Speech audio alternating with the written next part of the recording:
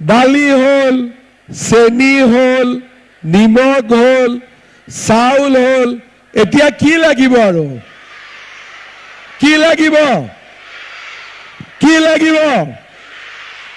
মিঠাতেলো লাগিব। চাউল, দালি, চেনি, মিঠাতেল 10,000, 8,000 সব লাগিব। বাপৰে, বিজেপিক ভোট দিবনে নিদিয়ে? পাক্কা কথা কওকচোন, সঁচা কথা কওক, বিজেপিক ভোট দিবনে নিদিয়ে? দিব। মহিলা উদ্যমিতা অভিযানেৰে সেঞ্চুৰী কোবাই আজি আৰু দুটা বিধানসভা সমষ্টিত চেক বিতৰণ কৰি বিজেপিৰ ইনিংছ 102লৈ আগবঢ়াই দিলে মুখ্যমন্ত্ৰীয়ে। নাওবৈচা আৰু খুমটাই সমষ্টিত মহিলা উদ্যমিতাৰ ধন বিতৰণ কৰি মুখ্যমন্ত্ৰীয়ে ক'লে, সময় সলনি হৈছে, এতিয়া আৰু পুৰুষৰ পৰা ভোট বিচাৰিব নালাগে। আগতে পুৰুষৰ মিটিং হয়, মহিলাসকল লগত আহে। আজি আমাৰ নাওবৈচাত মহিলাৰ মিটিং হৈছে, ঘৰৰ মানুহজন শুয়ে আছে আৰু আপোনালোক মিটিঙত আহি গ'ল। আপোনালোক 30,000 মহিলাইটো দি দিব, ঘৰৰ মানুহজনে দিবনে নিদিয়ে? দিব। ঠিক আছে। আগতে আছিলে ঘৰৰ মানুহজনক আমি কওঁ, চাব দেই আপোনাৰ মানুহজনীয়ে যাতে ভোট দিয়ে। আজিকালি উল্টা হৈ গ'ল, আমি মানুহজনীক কওঁ, চাব দেই যাতে ঘৰৰ মানুহজনে ভোট দিয়ে। হয়নে নহয়? মহিলাসকলৰ হেনো এনেকুৱা জয় জয় ময় অৱস্থা যে মুখ্যমন্ত্ৰীয়ে মঞ্চৰ পৰাই ক'লে, আমাৰ নিচিনা পুৰুষসকলক বচাই ৰাখিব আপোনালোকে। আকৌ এবাৰ আমাক চৰকাৰ বনাব সুবিধা দিয়ক, মহিলাসকলৰ জয় জয় ময় অৱস্থা হৈ যাব।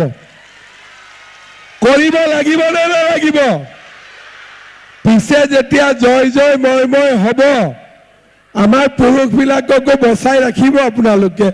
ঠিক আছে, চাহ তাহ ৰাতিপুৱা বনাই দিব ঘৰত, হ'ব?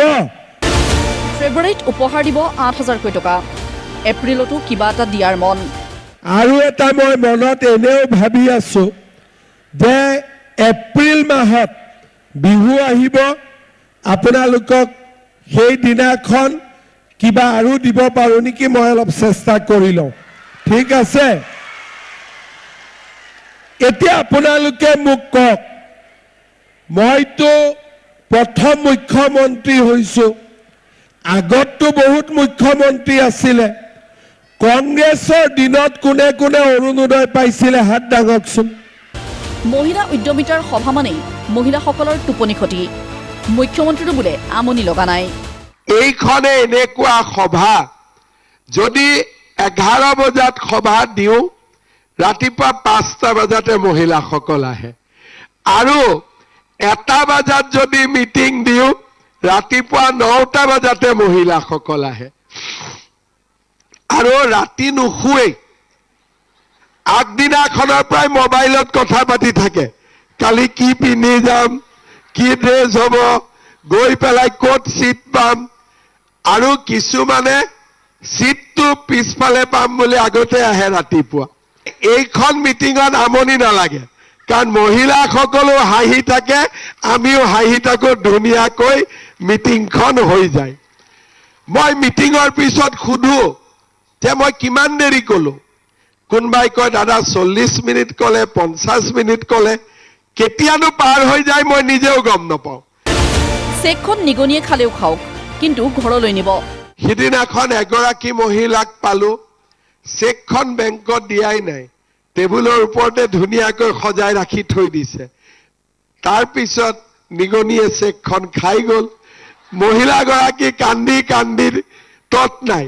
ফেচবুকত মই দেখিলো, লগে লগে চেকখন ঘূৰাই দিলো। সুধিলো, বাইদেউ ইমান দিন কিয় চেকখন দিয়া নাই বেংকত? বোলে মৰম লগাৰ কাৰণে ৰাখি থৈছিলো। মহিলাসকলক দিলে পৰামৰ্শ। নাওবৈচাত বিজেপিৰ প্ৰাৰ্থী ঠিক হোৱা নাই, কিন্তু খুমটাইত মৃণাল শইকীয়াৰ বিকল্প কোনো নাই।